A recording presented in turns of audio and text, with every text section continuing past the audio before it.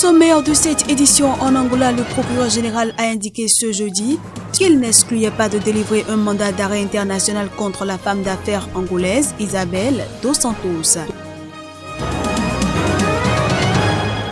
Les obsèques nationales de l'ancien président burundais Pierre Nkurunziza ont débuté ce vendredi à l'hôpital du cinquantenaire de Karoussi où il est décédé subitement le 8 juin dernier.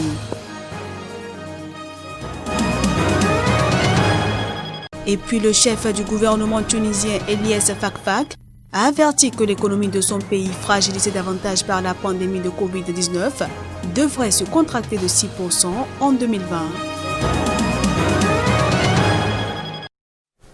Voilà pour le sommaire, bienvenue à tous. Prolongation d'une semaine jusqu'au 30 juin prochain de la révision des listes électorales. Ainsi en a décidé le gouvernement de Côte d'Ivoire ce mercredi, et ce, en vue des scrutins présidentiels et législatifs d'octobre. Le gouvernement de Côte d'Ivoire a décidé de proroger l'opération de révision de la liste électorale. Cette prolongation était notamment demandée par l'opposition. L'objectif est de permettre que le collège électoral du pays reflète proportionnellement sa démographie. La révision des listes, qui compte actuellement 6 600 000 d'électeurs, avait commencé le 10 juin. La commission électorale indépendante, qui organise l'ensemble des opérations électorales, estime que 5 millions d'Ivoiriens ne sont pas inscrits sur les listes. Cependant, environ 250 000 personnes s'inscrivent lors de chaque révision annuelle, selon le président de la commission électorale indépendante. La Côte d'Ivoire compte 25 millions d'habitants, avec une population très jeune et plusieurs millions de résidents étrangers. Il n'existe pas de statistiques récentes et fiables sur le nombre exact d'Ivoiriens majeurs de plus de 18 ans.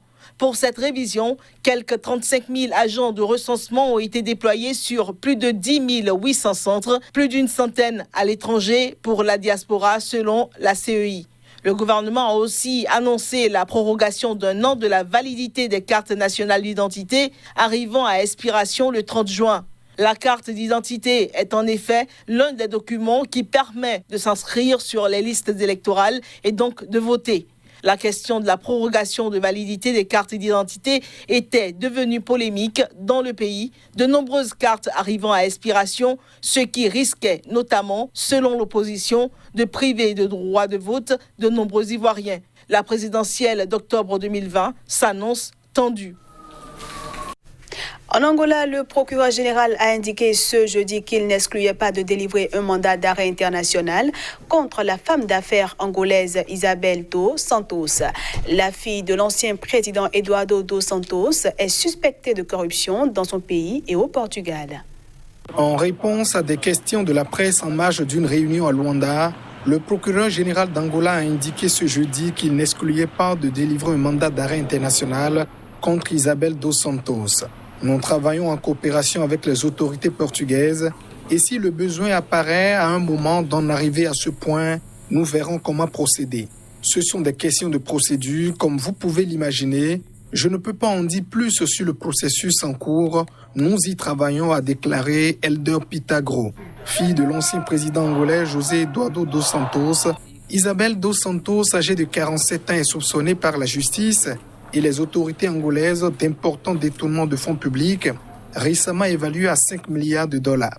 La milliardaire a catégoriquement nié ces allégations, dénonçant une cabale politique.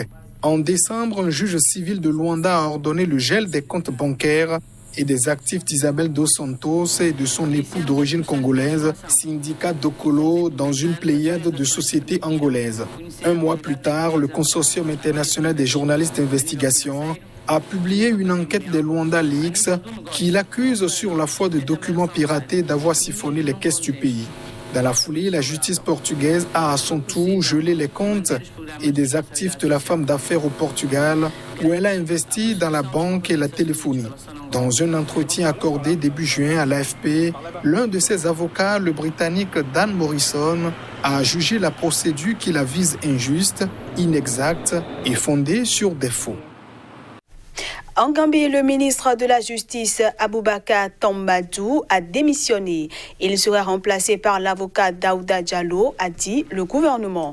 Plus de précisions à travers ce reportage. À compter du 30 juin prochain, Aboubacar Tambadou ne sera plus ministre de la Justice. Il a démissionné pour prendre un poste non précisé aux Nations Unies, selon les explications des autorités gambiennes. Aboubacar Tambadou s'est fait connaître notamment en menant des enquêtes sur les violations des droits de l'homme commises dans son pays par l'ancien dictateur Yahya Jammeh et par sa défense des droits des Rohingyas de Birmanie. Nommé ministre de la Justice en 2017, Tambadou a été l'un des fondateurs de la commission Vérité, Réconciliation et Réparation qui a enquêté sur les violations des droits de l'homme sous le régime de Yahya Jammeh qui a dirigé la Gambie d'une main de fer pendant 22 ans. En janvier, il avait dit que l'ancien président gambien Yahya Jammeh serait arrêté et jugé s'il revenait dans son pays. Ancien avocat Aboubacar Tambadou s'était également fait remarquer pour avoir porté plainte auprès de la Cour de justice internationale en 2019 contre la Birmanie pour génocide à l'encontre de la communauté Rohingya. Il sera remplacé au ministère de la Justice par l'avocat Daouda Diallo, a dit le gouvernement.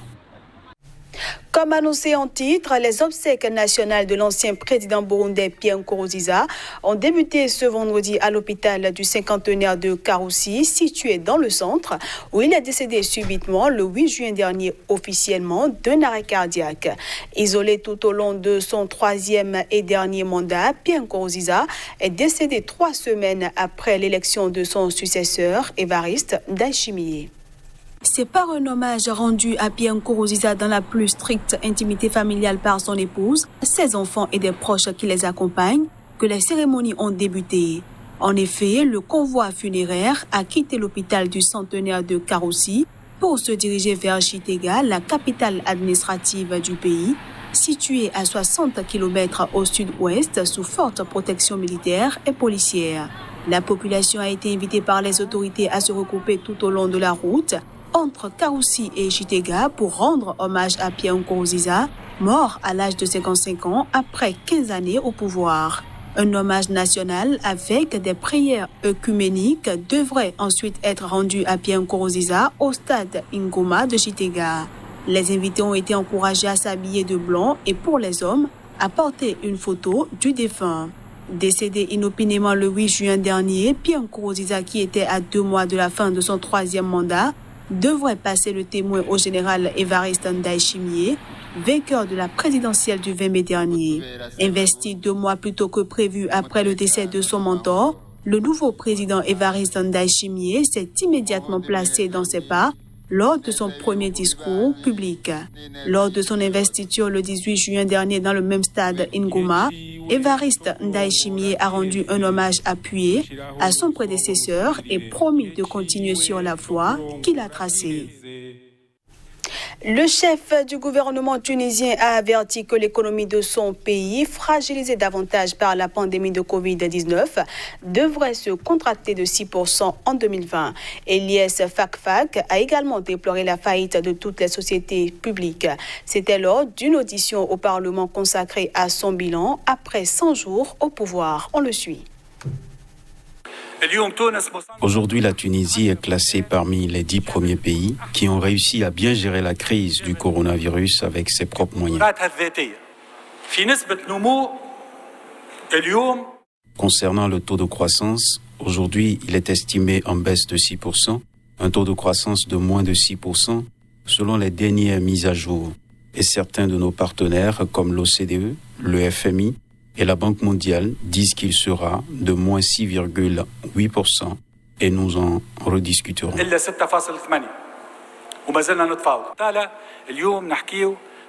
Aujourd'hui, nous parlons de la perte de 130 000 emplois qui vont s'ajouter à 630 000 chômeurs que nous avions déjà.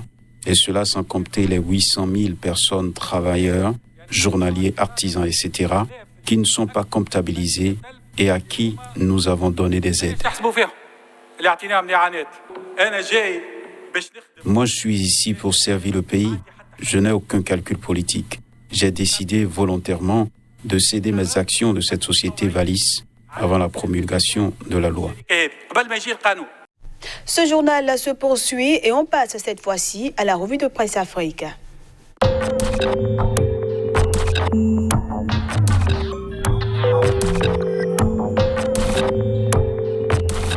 Bonjour à chacun, bonjour à tous et bienvenue dans cette revue Afrique. Depuis le 5 juin, Ibeka ne dort plus de son bon sommeil.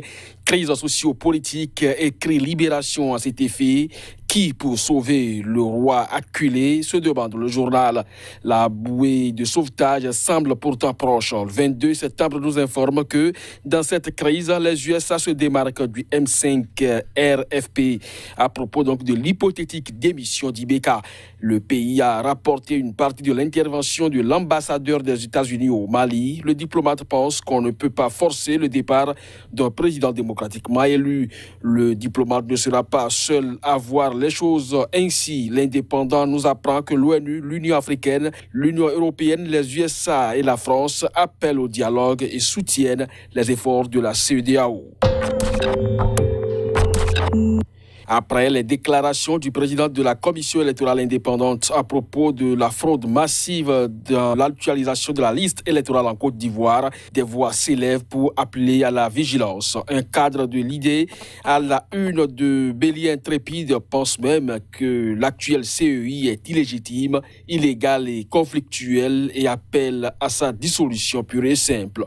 Le sursaut affiche que cette révision de liste est un poker menteur entre cadre RHDP et l'opposition.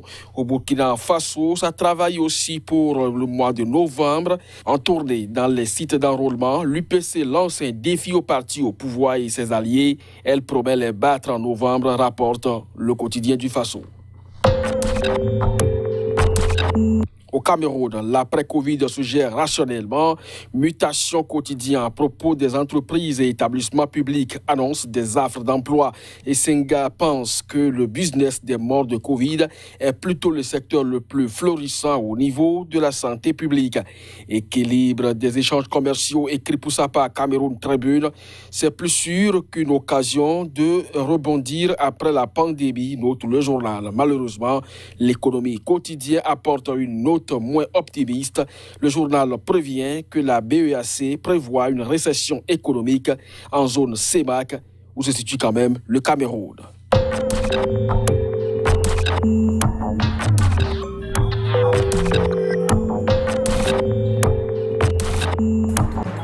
Et voilà, mesdames, messieurs, ce sera tout pour cette édition que je vous remercie d'avoir suivi.